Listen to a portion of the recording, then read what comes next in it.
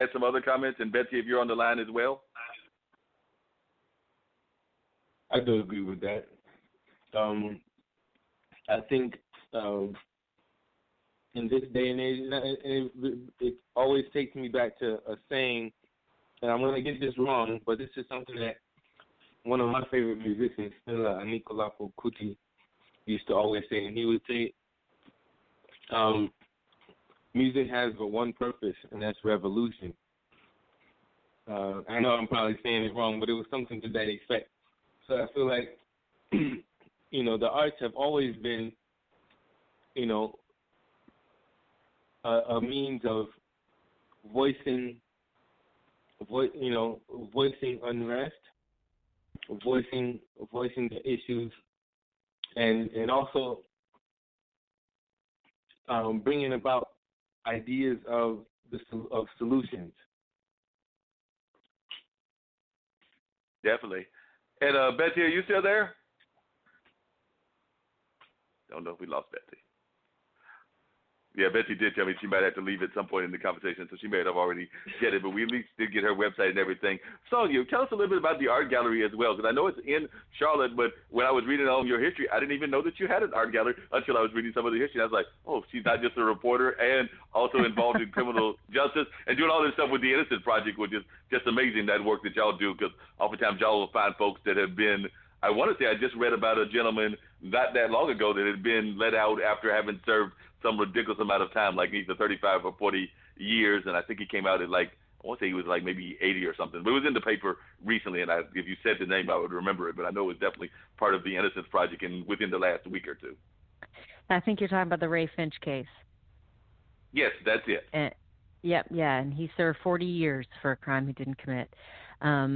It's a human system. And so we might say we want to be really sure when we're sentencing somebody to death, but when you've got humans involved, I don't think you ever can be.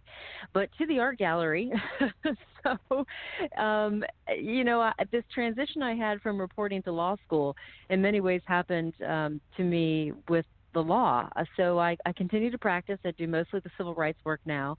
A lot of my criminal practice became federal, and I was finding myself feeling as though I was not necessarily being a change agent within the system because it operates so efficiently. And I feel like the system of punishment is not always fair. I don't think it always takes into account what we ought to as a human being. And so I started to feel as though I was actually helping to make this system run rather than being a part of change, someone who was helping to make the system better. And while I might have had great conversations on Friday night over a glass of wine with my husband about what I could do to address these issues in a different way, they really went nowhere because you're just so busy that once life gets started up again the next day or Monday morning, you forget about that great idea. But we were friends with a couple named Larry and Janice Elder, and Larry Elder owned an art gallery in Charlotte, and he ran it for 16 years. And back in April of 2017, he told us over dinner that he was going to retire. And my husband and I asked a few questions about the gallery, which was a space we were familiar with in an area in Charlotte called South End, and truly decided in about 5 minutes over dinner that this was the thing to do.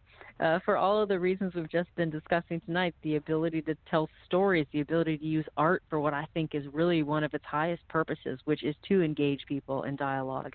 And importantly, the space itself is it's enormous. It has a curved wall because the man who designed the building wanted to be able to turn a semi-truck around in the building. He used it as a trade show display showroom, and he had a warehouse in the back. So it's about 3,500 square feet.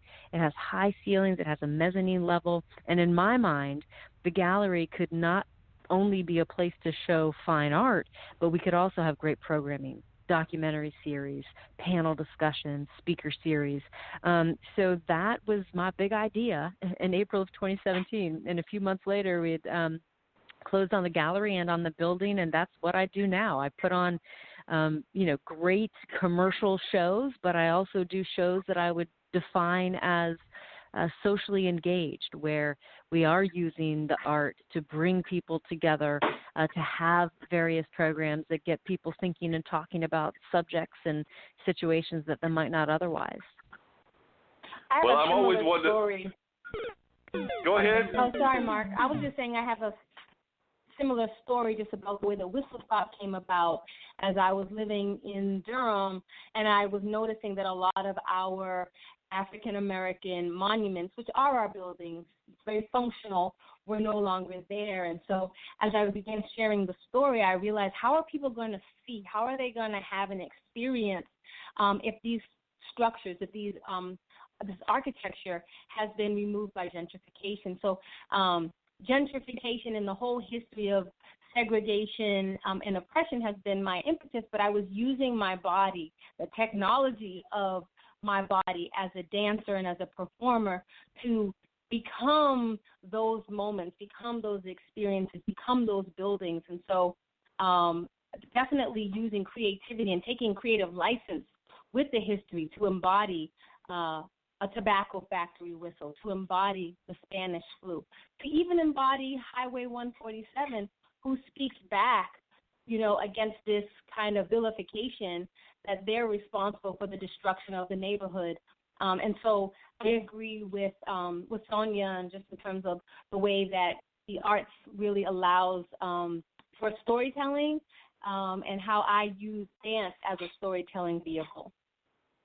Definitely, and I'm always wanting to put people together and make sure that everybody connects. So I'm figuring that, Sonya, you need to get Teli and Aya into your space. I'm making a blatant plug right now. Get them into your space. Thank you, Mark. No problem. That's what I do. I connect people together. And while you're at it, I'm sure Judy will not mind bringing some of her art from New Jersey by way of Philly down to Charlotte as well. Am I correct, Judy?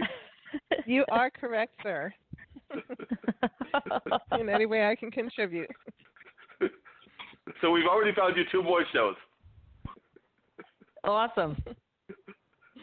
So we'll just have to make that happen and everything. Would you let folks know, including those that are listening, the 2 that I just mentioned, and Betsy may listen later on, and she did mention Arts Access, but would you mention the website for the art gallery and how they can get in touch with you, Sonya, and if they have folks that might be in the legal system that might need your help as well, but just ways that they can reach you, both in terms of the art gallery and in terms of any legal help that they may need. Yeah, sure. So the art gallery website is eldergalleryclt.com. That's ELDER gallery, and then CLT for Charlotte, eldergalleryclt.com. And if you go to that website, there's a tab that says leadership. And if you go underneath leadership, you'll find my bio, and there's a link right there with my email address, and that's just Sonya at eldergalleryclt.com. The law firm is a little bit longer. It's rudolphwidenhouse.com. That's RUDOLF, like Frank, WIDENHOUSE.com. Same thing there. I think if you go under our qualifications, you'll see my lawyer bio, and you can click and get my law number and also my email address right there.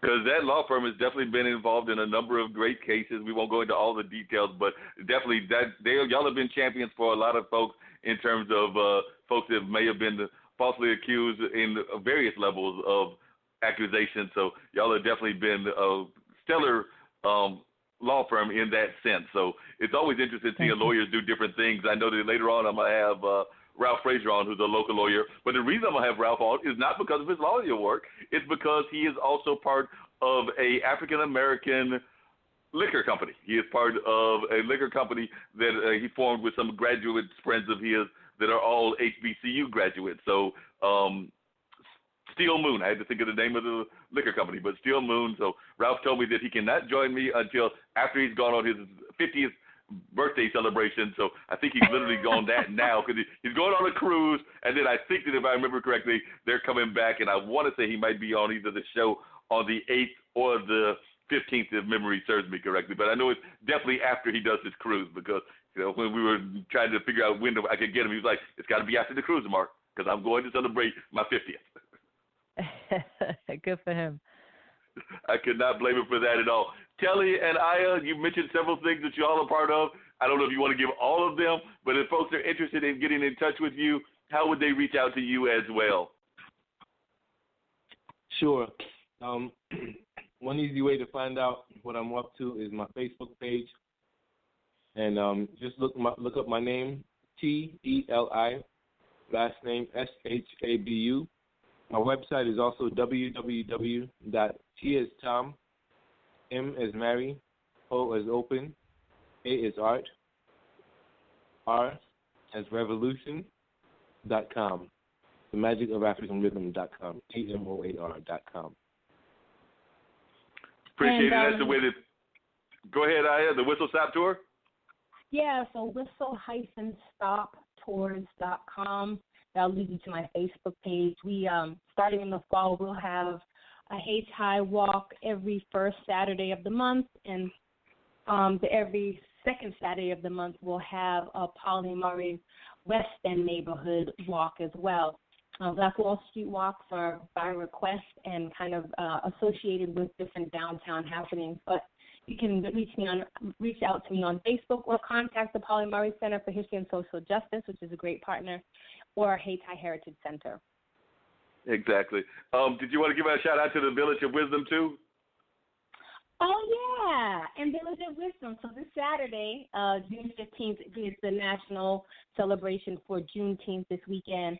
And so Village of Wisdom is the sponsor of that event. And so villageofwisdom.org is the website. We also have a Facebook page, Village of Wisdom, a parent page called Black Parents Connect.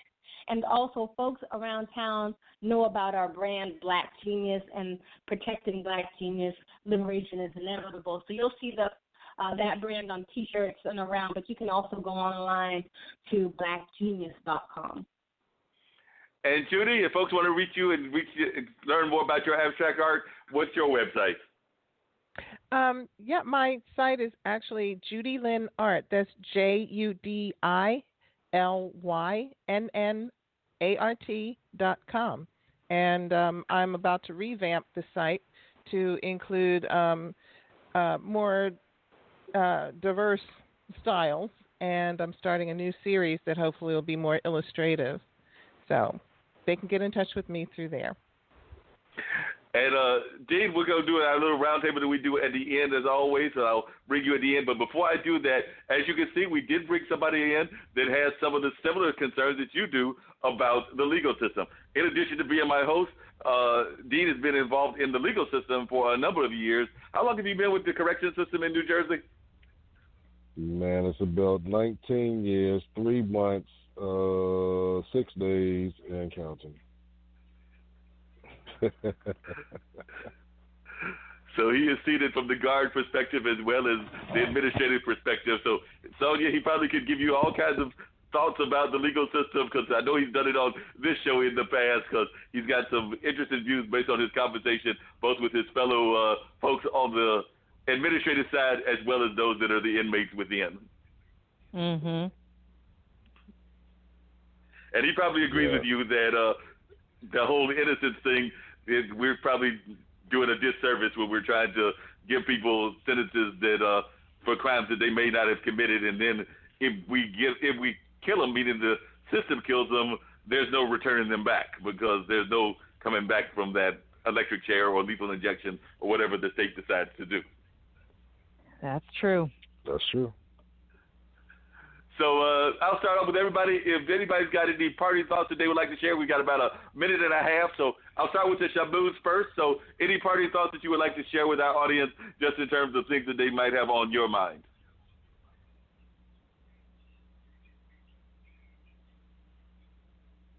Teli, Aya, you still with me? Yeah, we're still here, Mark. Man, you really milking the cow. Shoot, I feel like you've got the best of what I had to share already. Durham has a long history of struggle for liberation. So even though Juneteenth commemorates the Galveston, Texas news that they were liberated by the Emancipation Proclamation, Durham, even in its inception, has been, particularly the Hayti neighborhood, has been a haven for African Americans seeking liberation. And so ever since we began our all-black settlement, we have been pushing for liberation, even into 2019. And so liberation is inevitable. Sounds good. Sonya, any parting thoughts?